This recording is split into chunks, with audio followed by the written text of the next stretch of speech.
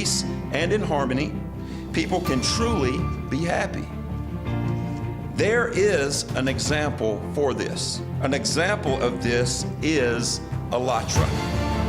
Therefore, let us join together to spread a world of love and friendship. I believe we can move beyond history. If people decide, then the world will change. If the world changes, then the future will change. We welcome everyone present here today and those connected to us online for the Conference for Creative Society. Let's welcome our first speaker, Mr. Robbie Wells, U.S. Presidential Candidate 2020 and Ambassador for the International Human Rights Peace Commission. Mr. Wells will speak to people's united commitment to build a constructive world society by peaceful means as expressed at the International Conference, Society, The Last Chance, on May 11, 2019, voicing his proposal for concrete steps and transformations in this direction.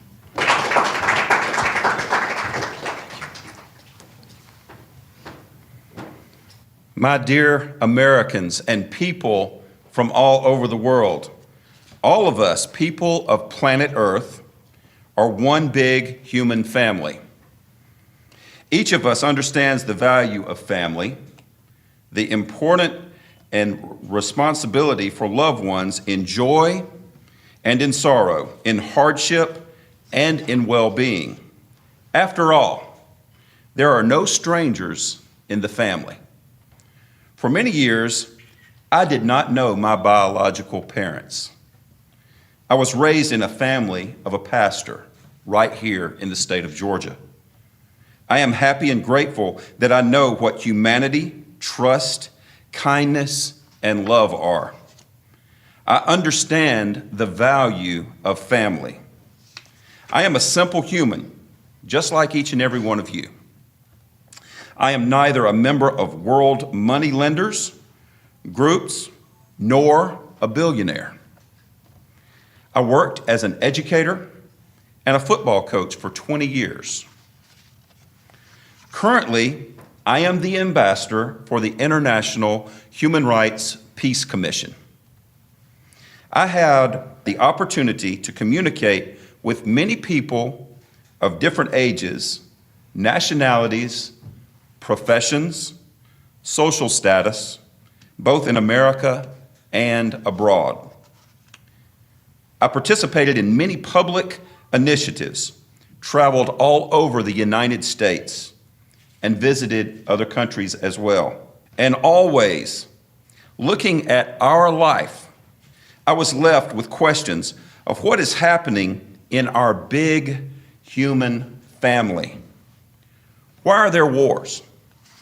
Why are there so many good people? However, they are doing bad things. Why are there children without parents? Why is it that someone can work tirelessly with all of his diligence and at the same time lives in debt and loans because he is trying to provide everything necessary for his family? And yet, someone else does absolutely nothing, steals from the people, and has fortune of billions of dollars. One individual cares about others and gives his or her last, and someone else will not even give a small pay raise to another who has been working for years. As an individual works all of his life in order to pay off a house loan, and even when it is paid off, he is not able to live. He's not able to live in this home that he's paid on his entire life or maintain it because his life becomes more and more expensive every year. Today, many citizens of our country are unable to care for themselves because health care has become too expensive for them and therefore inaccessible. So it turns out we ourselves create an aggressive, animal-like society in which if you do not have money, you are no longer needed. But is it right? How can such human misfortune, such degradation of human dignity, such a division of American citizens be present in a free country? Why is an example like this the example of the world? Or do we have freedom that exists only in the image of our dreams, but in reality, it is a fake? This is a tragedy, not only in America. I have seen the same situation in other countries. If we are a civilized people, then why is the level of depression growing every year? Why are suicides, drug addiction, domestic and social violence growing exponentially? This is a fake picture of success and happiness, behind which is the suffering, pain, and destruction of our lives. Aren't we all tired of living like this? Aren't we tired of the existing in such a society where fear and hatred of each other is imposed on us, where we have to survive but not truly live? I saw that something was wrong with humanity. I was searching for the root of evil. I have stood against evil and always strived for peace and for good. I wanted to make this world a better place for everyone. I saw and understood what problems exist in our world, but did not understand how to solve them globally until, by the will of fate, I came into contact with ILLATRA, International Public Movement.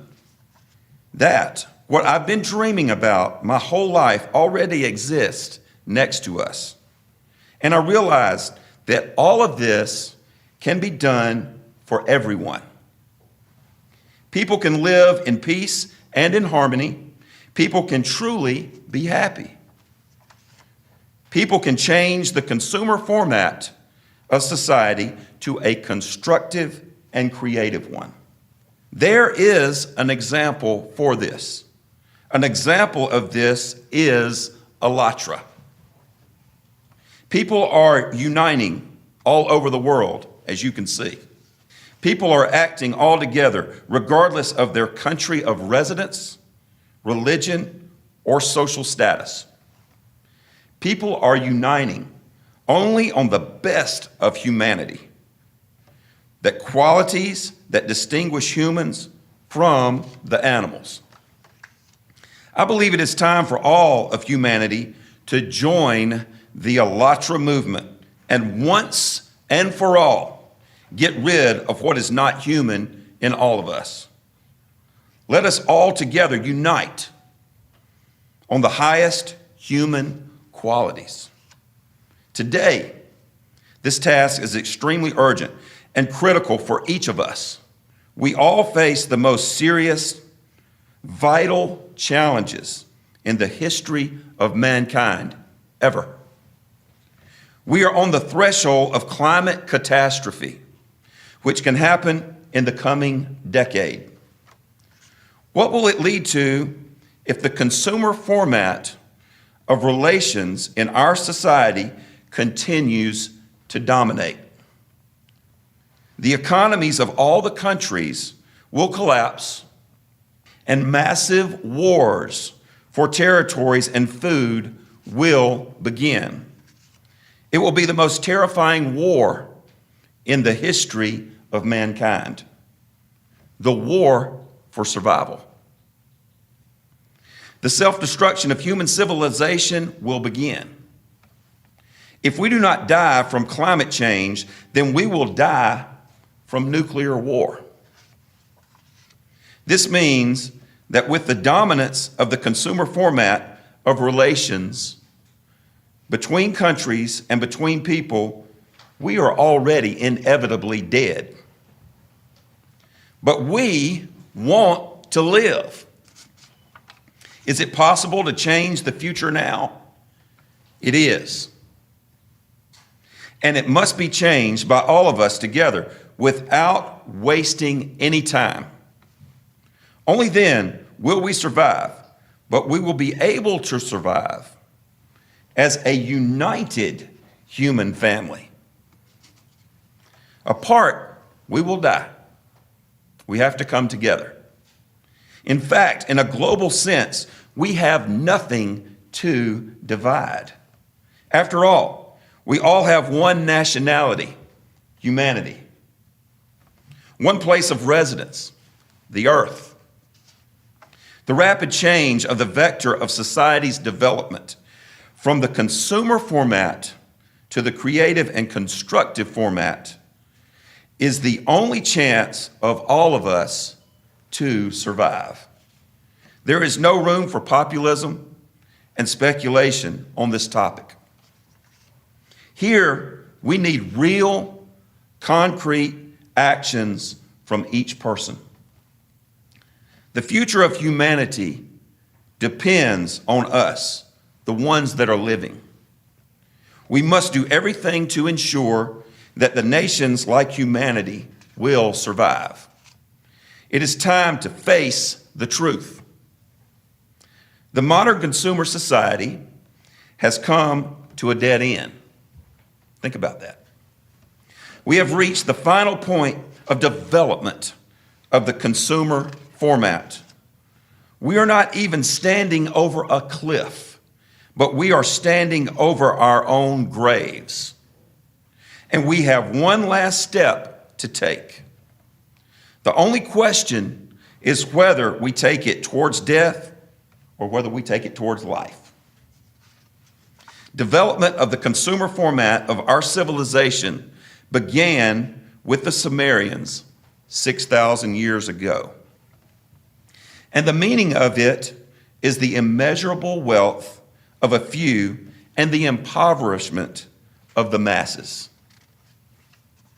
All the history of humankind known to us is built on wars and conquests, which gave rise to many big and loud names. But history is silent about the global enslavement of the masses, about how, for the benefit of a few, millions of people were killed. So I want you to think about it. Masses of people were destroyed in order to satisfy the animal appetites of a small bunch of evil individuals, animals. This history of consumer society is a history of murder and enslavement of mankind and the division of society into rich and poor, into those who are free and to those who are slaves. Is this the life worthy of the title of a human being? No, it is not. Look at the world with open eyes. Everywhere there is a lack of respect for human life. Irrepressible corporate greed that continues to sell each of us selfishness, the desire for power by any means. Unlimited capitalization, which leads to the fact that a few get drastically rich due to the impoverishment of the world's entire population. And from this, we have conflicts, wars, inflation, debts, unemployment, and other disasters for all of our people. And each of us feels these consequences of the consumer format of our society. Modern humanity has experienced 2 world wars. Tens of millions of people were killed. This affected the lives of almost all people except for a very small bunch of non-humans that earned capital in these wars. Even today, this small group and their descendants are striving for more power. They are insatiable. If this madness is not stopped now, then given the drastic climate change, it will end in a huge disaster for humanity. If we do not stop the race of empty bragging between multi-billionaires who want to see who is cooler and who is richer, their insane enrichment by imposing on us, people, a mindset of excessive consumption, destruction of wars, will very quickly lead not only to even greater impoverishment, but also to complete destruction of people across our entire planet. Either all of us together will stop this insane greed in a human, or we are all going to die. When the inevitable collapse of consumer civilization comes, it will be impossible to keep peace on planet Earth. In modern nuclear war, no one will survive. Think about that. There is only one way to resolve this issue. We must change the rigid 6,000-year-old consumer format of society to a constructive and creative one, while there is still a little time.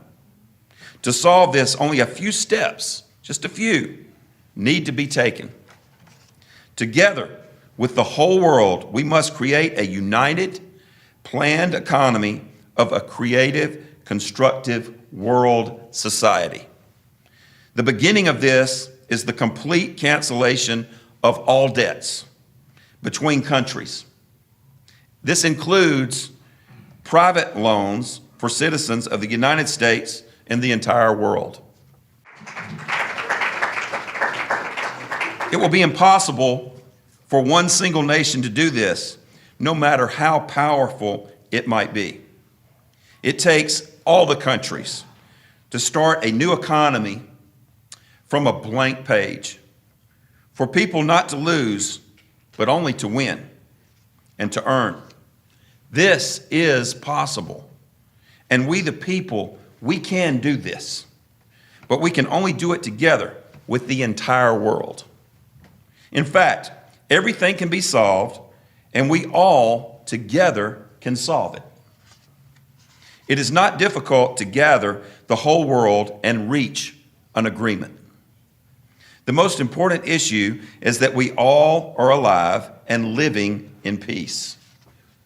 If we do not do this, then the insatiability and greed of the few will push all of mankind against each other in war for the remaining resources in which no one will survive and no one will win. Altogether, let's make this decision to build a new relationship between nations and between world economies. Let us make a planned and unified economy without inflation, without lies, without the empty profit to those who do absolutely nothing. This economy that I speak of is not for the groups. It is not for individual corporations.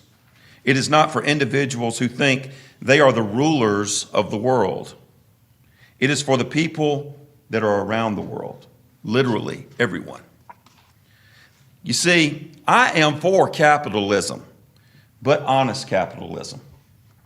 Capitalism to enrich all people. Let's stop living and stealing from each other. Let's live as one family. It is not the rich who should become poor, but it is the poor who should become rich. Then people will live, not survive, as it is happening today. We will not admire those who kill and rob us, but those who create for all of society. Thank you. Altogether, we must and we can create the conditions for a normal and prosperous life for everyone in our large human family. A person must work to live, but not live to work. The United States, like other countries, in recent years has turned into a debt prison. We must remove economic slavery in order to have true freedom. A person should enjoy life, not live in problems and worries when he is forced to work out his loans with the banks, so he has somewhere to go and a roof over his head. A person should live, not worry what to live on for tomorrow. He should wake up in joy, not in fear and worries about how to feed his family. But yet that's where we are right now. A person should have time for spiritual and moral self-development, time to engage in sports, which I love, time to educate children, time for their personal life. There should be guaranteed jobs and high salaries around the world that will be able to provide all needs of all humans. Then people will not have to leave their homes in search of a better life. This will eliminate the problem of labor migration. Human life should be worthy everywhere. Stable prices. In 50 and 100 years, the cost of goods and services should be firmly fixed and should be the same everywhere. This will ensure stability throughout the entire world. No inflation. After all, inflation and crisis are created artificially. They're created by bankers. It is a small banking game to make a few rich and billions of people poor. In reality, it is stealing from the poor. People get into debt and then spend their whole life paying off loans. In a constructive society, there should not even be the concept of inflation. A creative society is for the people and beneficial to all the people. This will give a worthy standard of living, transparency, and openness. People should openly control the banking system. No offshore banking anymore. Honest taxation. There should be no taxes on purchased property. It is the property of that person that has already been paid for. So why should you continue to have to pay taxes? Free health care. Medicine must be free and available worldwide for everyone. There should be high salaries for doctors and equally high quality of services all over the entire world. The doctors should be interested in a healthy lifestyle and prevention of diseases for the entire population, not in deceiving the patient and earning money on expensive drugs and unjustified surgeries. Free education. I was an educator for 20 years. I know the problems with education. Training of specialists, even in private institutions, should be paid by the state, paid by the government. Free education from early childhood all the way through college. Constructive knowledge for literally everyone, for all. Science must get off the rails of the destruction of mankind and stand on the rails of improving the quality of people's lives, on the creative rails. Technology at the service of humanity. The modern IT technologies should give freedom to people and serve all of humanity. It should not enslave people's minds and make them like controlled robots. We've seen this. Freedom of travel around the world for all people. After all, in a creative society, a single state is part of the large human family. It is part of the world with the preservation of its cultural values and historical heritage. With the United States leading the way under my leadership, we will bring all the nations together to defend humanity from all threats caused by climatic elements and any sort of aggression. But we've got to do this together. The creative format of society is already beginning to be widely and actively discussed by the international community.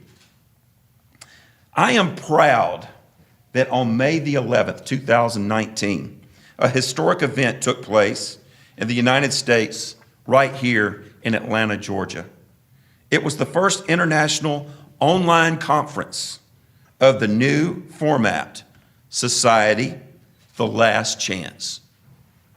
This was done on the platform of ALLATRA International public movement, where people from around the world, as you can see, openly and honestly spoke about the politicians and the world press that remain silent. People voiced not only problems, but most importantly, ways to solve those problems around the world. I had the honor of attending and speaking at this conference. I got to see in practice that people of different nationalities, different religions, and social status really just want one thing: to live in peace and friendship with each other, to live in a creative society. We have more in common with each other than we realize. And our nation of humanity will achieve greatness for the first time when we stand with a perfect vision in 2020 to erase the lines of division between people around the entire world. I hold the task set by the international community at this conference on May the 11th, 2019 in Atlanta, Georgia, deep within my heart. We truly can do this, but only if we do it together. It depends on each one of us. So my first step is to announce to you today that in 2020, I will be seeking the Democratic Party's nomination for President of the United States.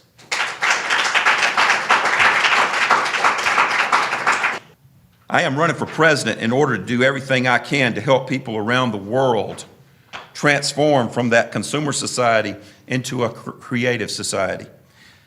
I am running for president to stop this crazy power struggle that has been perverting the world for basically 6,000 years.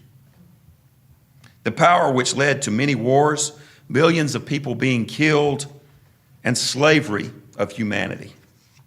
Even today, the consumer slave system is camouflaged under various high-sounding titles and political promises that have become more and more complex. Freedom must be practiced, not written on a piece of paper. And I am not running for any kind of power. I'm taking responsibility. Responsibility for the people of America and the free world and literally all the world. I want to serve the people because I feel responsible for all of humanity, if you only knew. I am running to be the President of the United States to fulfill the will of the people and to ensure a worthy future for the citizens of America and for every citizen around the world. I hope that in the first step, I will get support from all Americans and all people of goodwill, from people with ALLATRA that is inside of them. ALLATRA is the best qualities in a person. It is honor. It is conscience. It is love. It is the soul of a person. This is what God has breathed into each and every one of us. This is what sets us apart from the animals and unites each and every one of us. I am speaking with you honestly and openly today. It is time for all of us to lay aside all of our differences. It is time for all of us to unite. Together, let us all reign victorious over the forces of life so that our children and their children have a future. We want future generations to live in a state of happiness, health, wealth, and peace. We will not make empty promises. We will roll up our sleeves, and together we will bring Eden back to earth. We have dreamed of this day long enough. Now we will rise up and build heaven on earth. After all, God is with us. May God bless each and every one of you here today, and may God bless these United States and the entire world. Now, Let us rise up like the phoenix out of the ashes of a divided world and into the glory of a unified people. Thank you very much.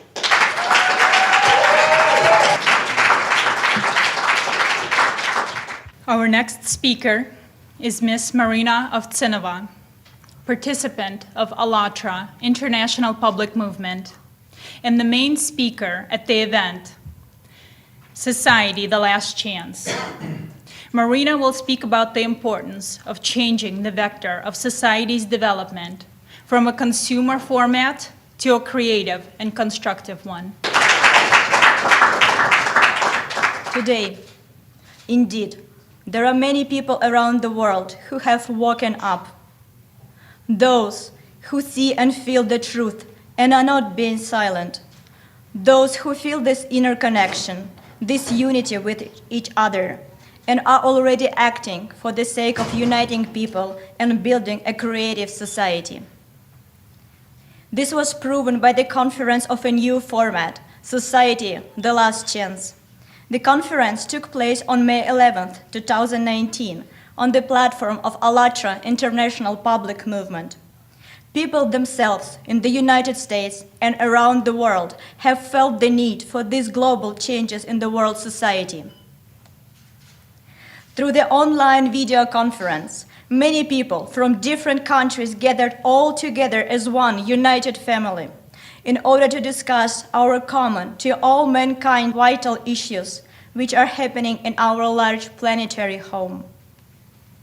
The main topic of discussion was the question: what threat to the near future brings the consumer format of modern society? And how can people themselves, all together peacefully, reformat the vector of society's development from consumer to creative one, while taking into account the existing and impending global problems and challenges of climatic and geopolitical nature? All clear-minded people of the world understand that the transition to a creative format of society is the only, I repeat, the only chance for all of us to survive as humanity. The conference created an unprecedented resonance in society. The huge support and real actions of people around the world are just the beginning of the growing wave which was generated by the important topics raised during the conference and by its results. Every day, in different countries of the world, the number of reasonable people, people of goodwill, who are involved in the active implementation of this vitally important for all task is growing exponentially. They unite, share ideas, knowledge, experience, and implement joint initiatives in practice, thanks to shared opportunities. They all understand that humanity is now at a dead end. We are on the verge of global economic and geopolitical collapse during the period of drastic global climate change on the planet, which will inevitably affect the lives of every person and all humanity. The reality is that, like never before, we as humanity are very close to the point of self-destruction, either through the use of nuclear weapons or as a result of climatic cataclysms. But who prevents us, the people, to make a decision and change everything, to begin living like humans, as it should be in the civilized world? After all, only we, ourselves, with our real actions, can help each other in the world. Why? Because it is people, those who create, those who build, hard-working people of the world should make the global decisions about their fate, and not a bunch of egoists who live only for their personal interests. If there were fewer political games, then people would truly know what awaits them in the near future. They would know the whole truth about the climate situation and prospects for upcoming years. For example, as honestly as it is described in the climate report published by ALLATRA IPM on the problems and consequences of global climate change on Earth, effective ways to solve these problems. But this is not public knowledge. Is it not beneficial for someone to talk about it? Then, I have a question for them.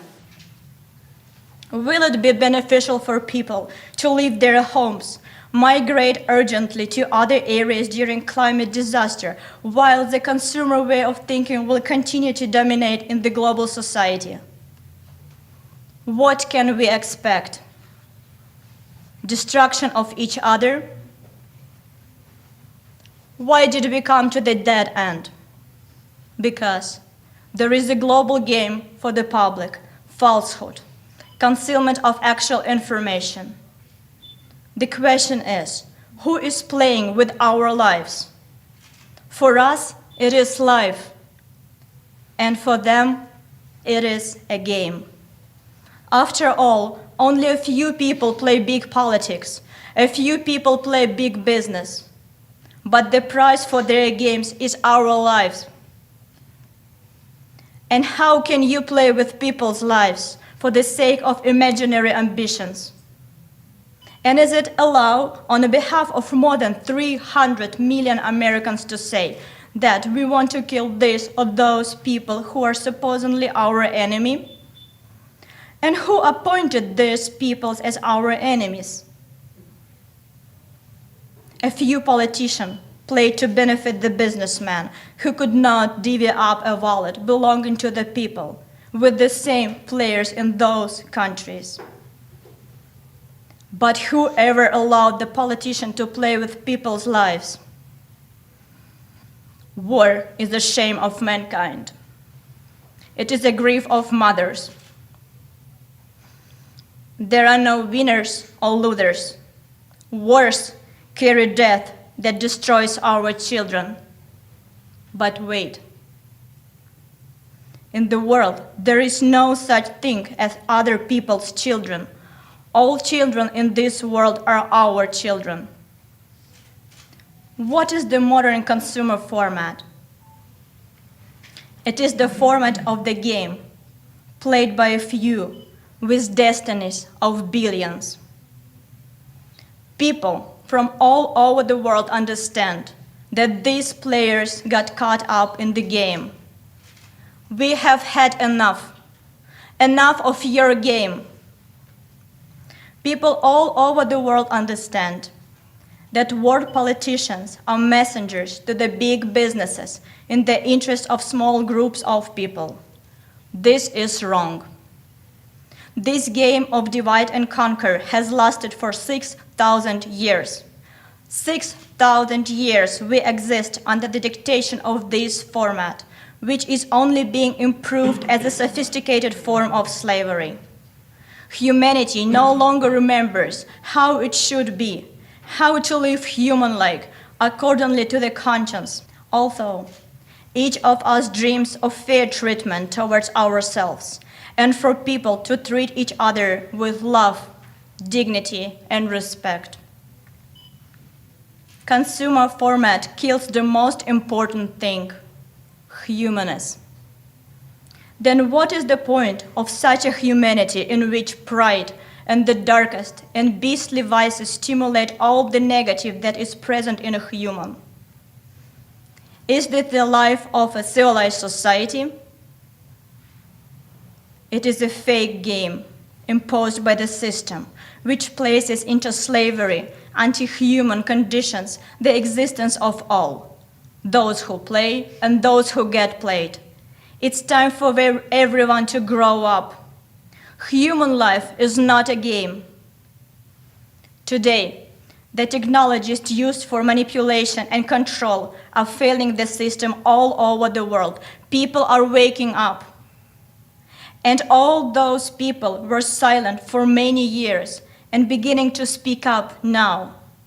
Good, decent citizens have always stood aside from revolutions because they understood that behind all this hype has always been someone's desire for power. They were smart enough to stand aside from paid political shows. But the time has come for them to say a few words. Enough fighting with consequences. It is necessary to eliminate the cause. We, the people, gathered with the world, can make our lives worthy.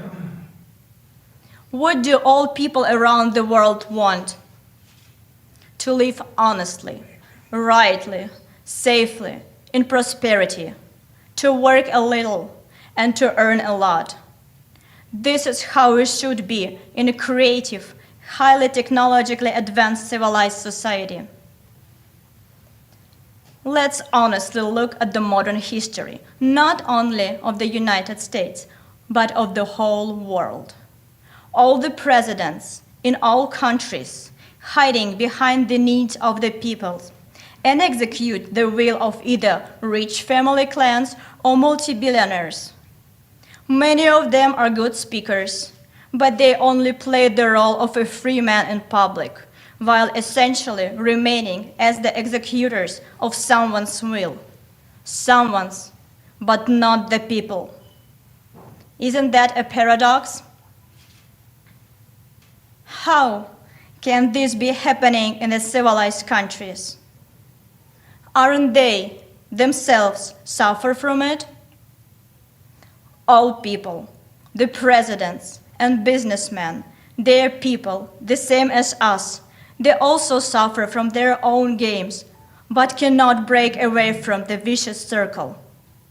The time has come to break this circle and to start give people who are not members of the clans, are not billionaires, who are not cut off from society, the responsibility for the American people, those who are like us, those who are one of us, who in practice knows the needs of the people and is guided by the principle of humanness, who can break this vicious circle and make sure that the power really belongs to the people, so that from now on we no longer have representative of the authorities, but executive services, those people who fulfill the will of the people and do not strive for power, those whose aspiration and desires coincide with the will of people all over the world, those who are full of honor, dignity, and determination should run for the president in their countries to fulfill the aspiration of billions of people, so that this humanity has a chance for the future. The ones who run for president need to take responsibility and not seize power, to serve the people and not to exploit them.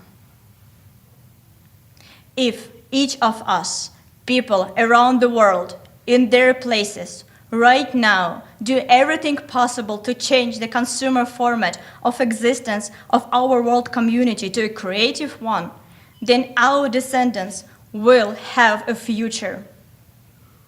This is our common future. This is our joint life. Our planet Earth is too small and fragile.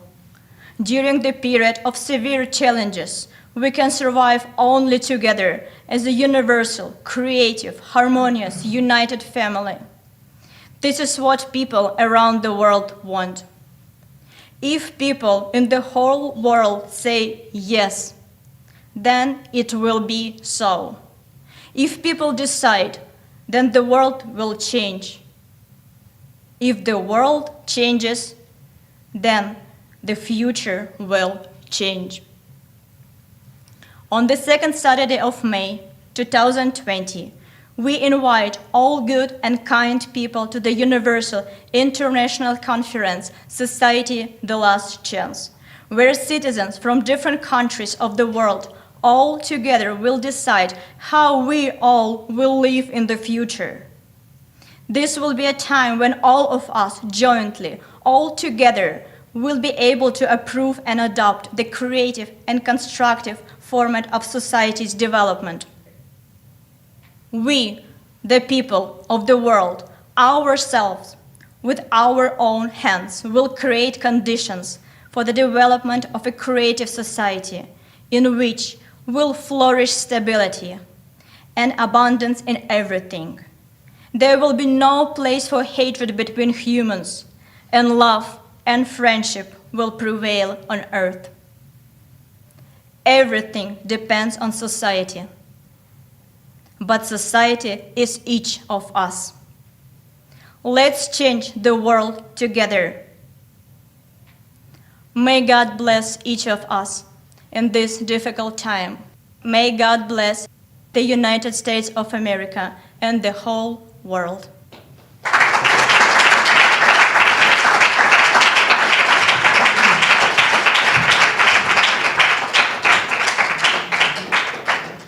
I am happy to introduce our next guest speaker, Mr. Chandar Gambhir.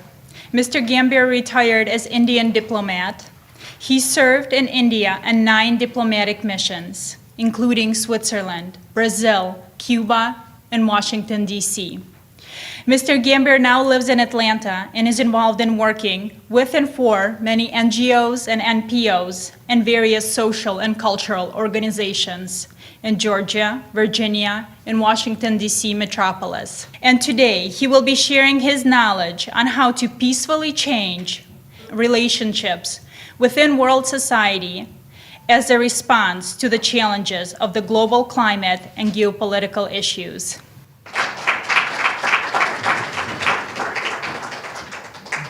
Thank you very much, and good morning to all of you.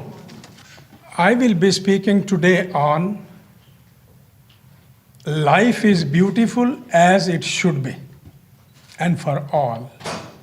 At the outset, if I may ask all of you, what is the precious thing in life? Diamonds?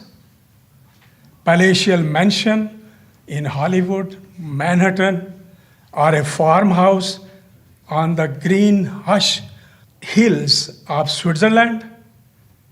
I don't think so.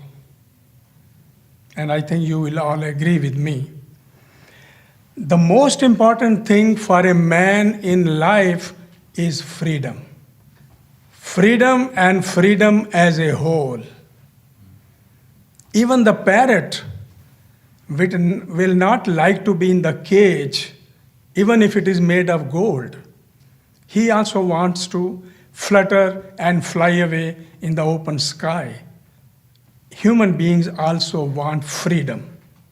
So I am very strong believer of freedom for all. All these possessions, what I mentioned above, they may be important in their own way. I don't mean that they are not important to have a mansion or money or something, but most important is freedom. And we are going to work with Alatra to get that freedom and unity for all the people of the world.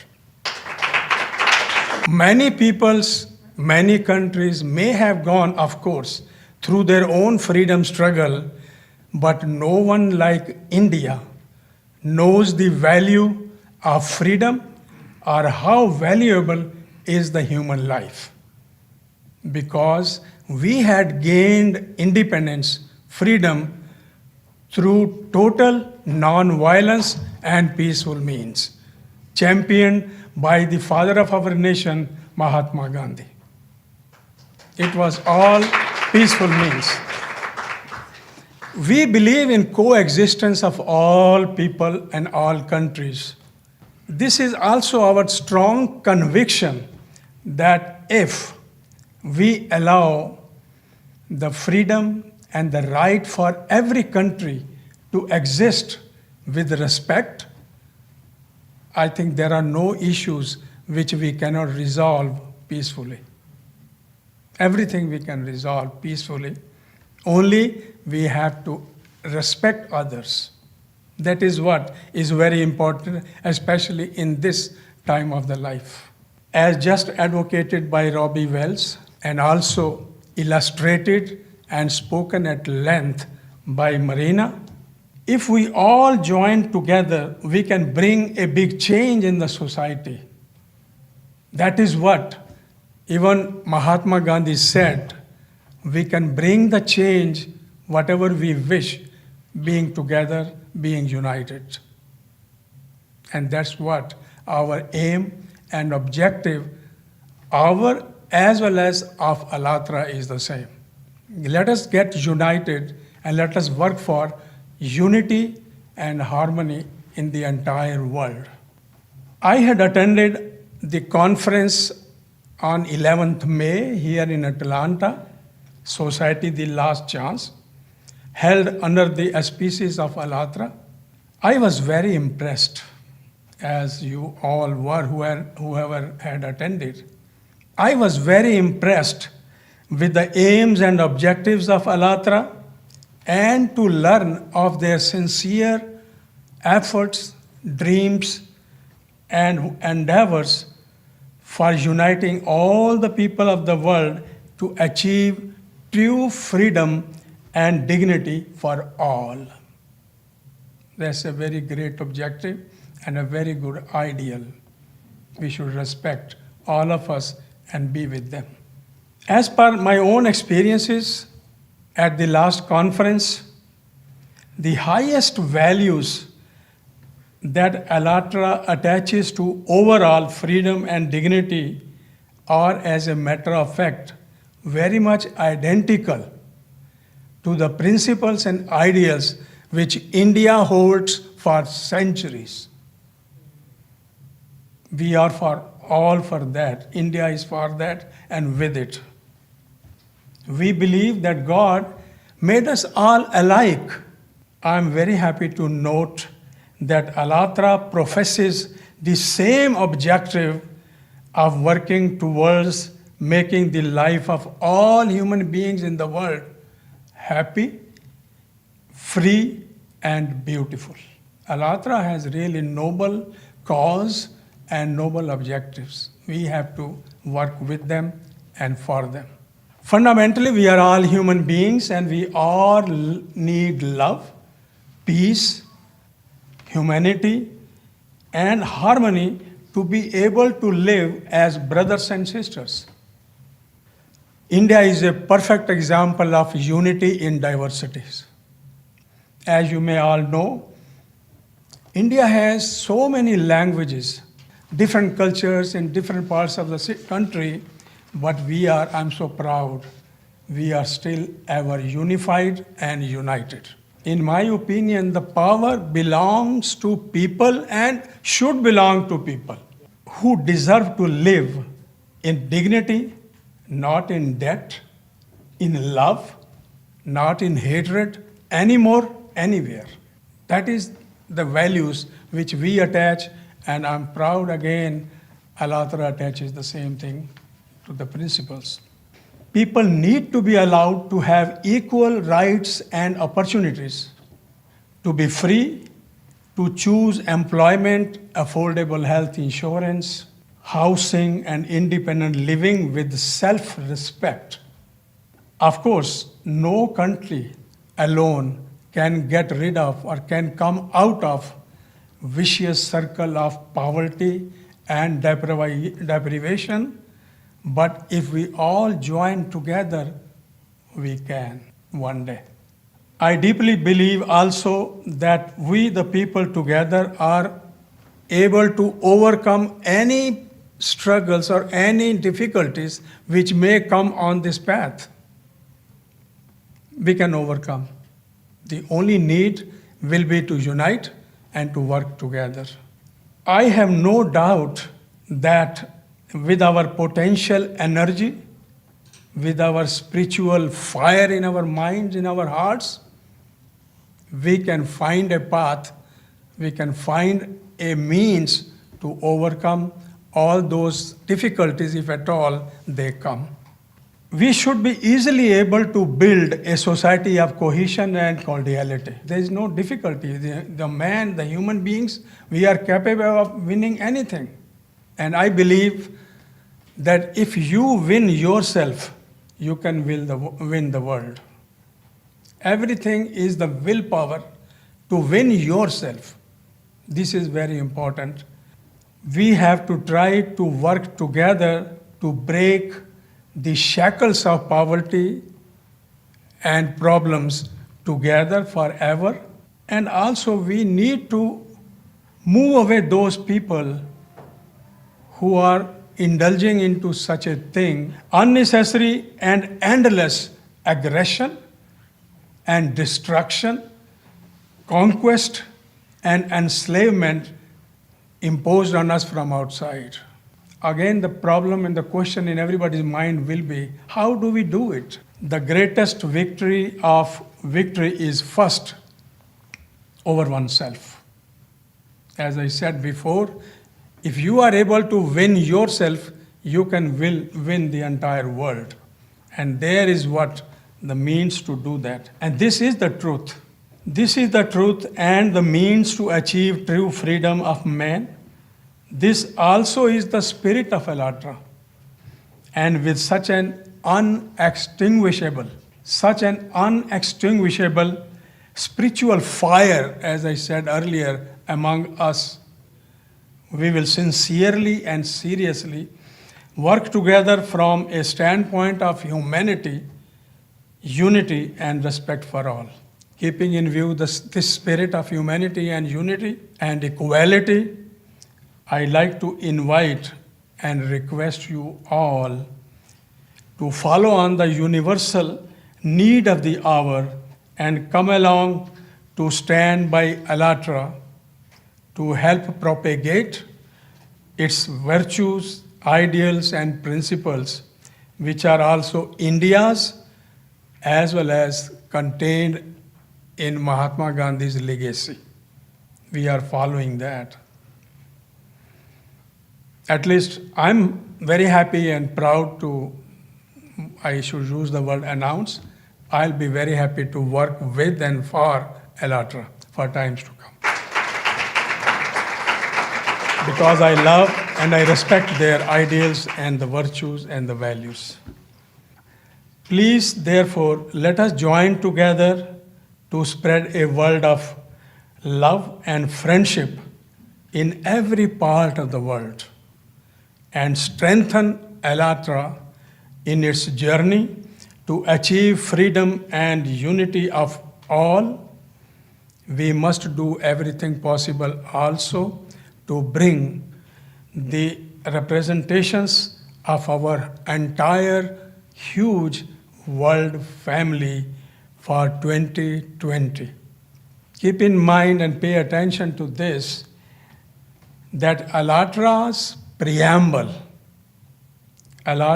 preamble in the true sense is the soul of Gandhi's dreams, which is to strive for peace, freedom, unity, and love among all the human beings of the entire world. Thank you very much, brothers and sisters. Thank you very, very much, all of you. For our closing speech of this morning, we are pleased to welcome Mr. Robert Kennedy. Mr. Kennedy is the president of the Atlanta Council on International Relations and professor emeritus at the Sumner School of International Affairs at Georgia Institute of Technology, Atlanta, Georgia. His previous positions include Director of George C. Marshall European Center for Security Studies in Germany, Deputy Commandant, NATO Defense College in Italy, Dwight D. Eisenhower Professor of National Security Studies, U.S. Army War College and Foreign Affairs Officer, U.S. Arms Control and Disarmament Agency.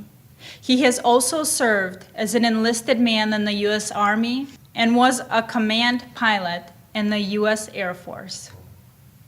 Today, he will be sharing his expert opinion on building strong relationships based on mutual friendship and partnership between different countries and cultures. Please join me in welcoming Mr. Robert Kennedy.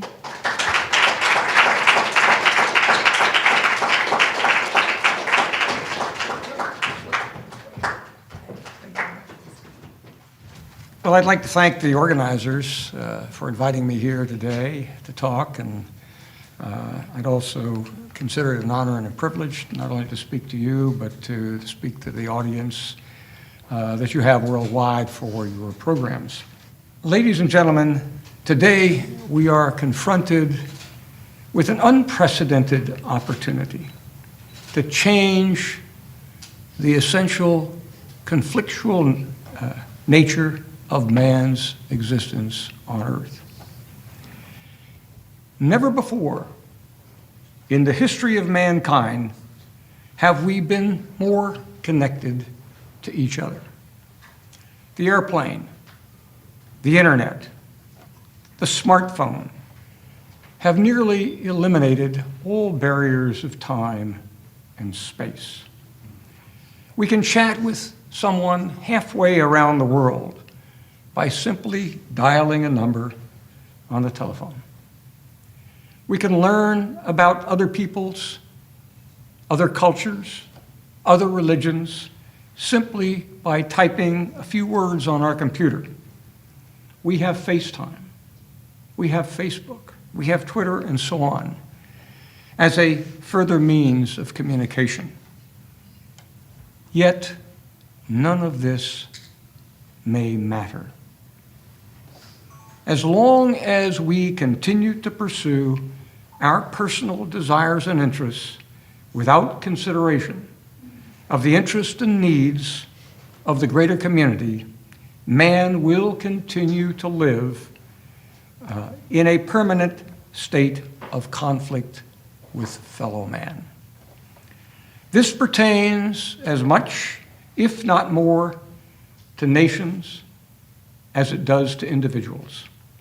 As long as nations focus only on their own self-interest, you could call this nationalism, without consideration of the interests of others, mankind will continue to live in a state of war. War and its terrible consequences in terms of loss of human life, national treasure, and human depredation will continue to characterize man's existence on earth. To quote the nobleman Cassius in Shakespeare's Julius Caesar, "The fault, dear Brutus, is not in our stars, but in ourselves." The question we must therefore ask ourselves is, how can we move beyond this outrageous yet enduring state of existence? Indeed, is it even possible? Does the very nature of mankind doom humanity to a perpetual state of conflict? It is my personal belief that indeed we can. I believe we can move beyond history, where war has been not just, as Louis XIV inscribed on his cannons, the final resort of kings, but has become the final resort of nations and subnational groups. By this, I do not mean that all conflict, violence, wars can be avoided. I do, however, mean that as a rather common phenomenon in history, conflict among peoples and nations can be and must be greatly circumscribed. There are no winners in war. Violence begets violence. Hatred begets hatred. Selfishness and arrogance are communicable diseases that too often lead to conflict. But the world will not change on its own. Differing points of view will remain a permanent feature of the domestic and international landscape. Difference of view exists at every level of human endeavor, within families, among friends, within and among organizations, clans, tribes, and, of course, nations.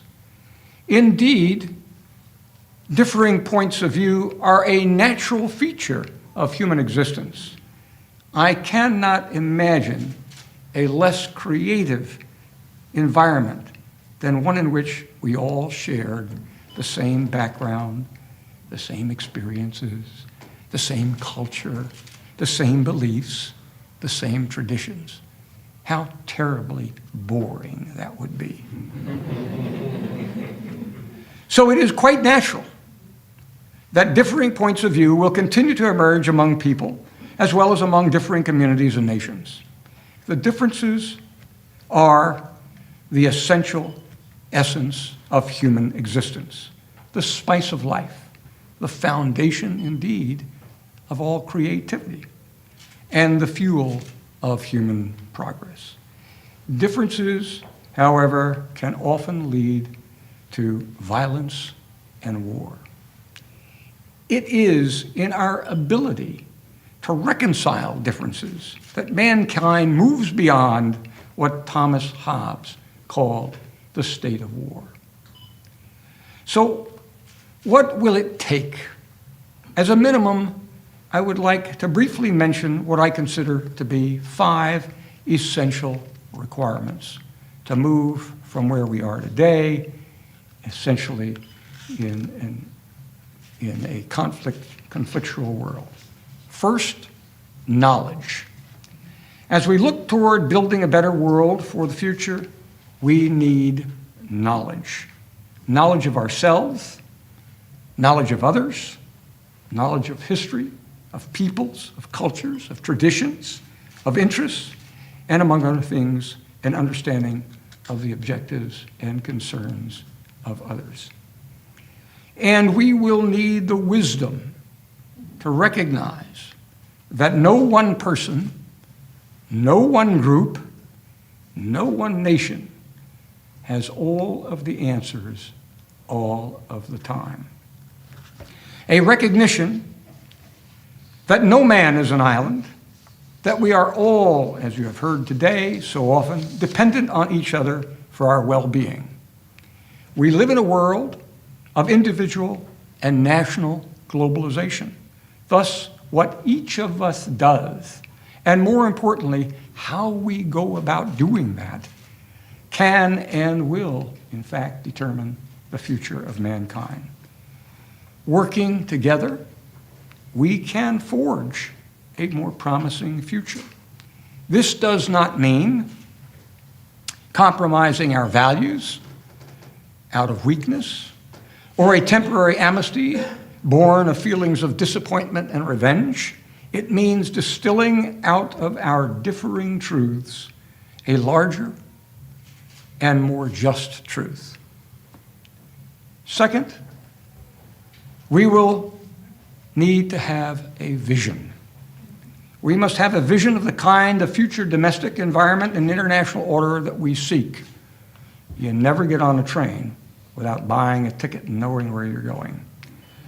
That vision includes a future in which differences of interests and objectives among peoples and nations is recognized, but also a vision that includes a means of overcoming those differences and finding common ground in order to advance the common good and to open opportunities for the creativity of man to flourish.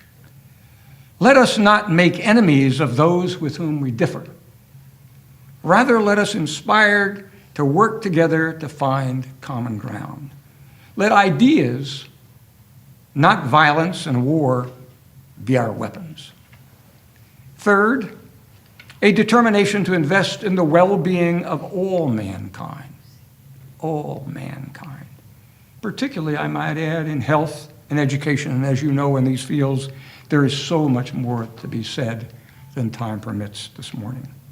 Fourth, a commitment to a norms-based domestic and international community founded on universal principles. For those who have read the Alatra book, you know what I'm speaking. Rather than one based on individual group or national self-interest, as well as a clear and overwhelming commitment to the common good.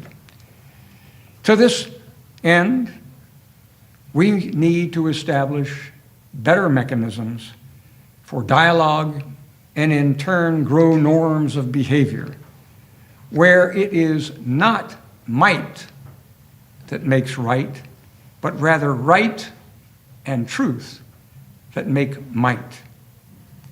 Nearly 20 years ago, a colleague of mine, Josef Jaffe, editor and publisher of a German weekly, Die Zeit, wrote an article titled, "Who's Afraid of Mr. Big?"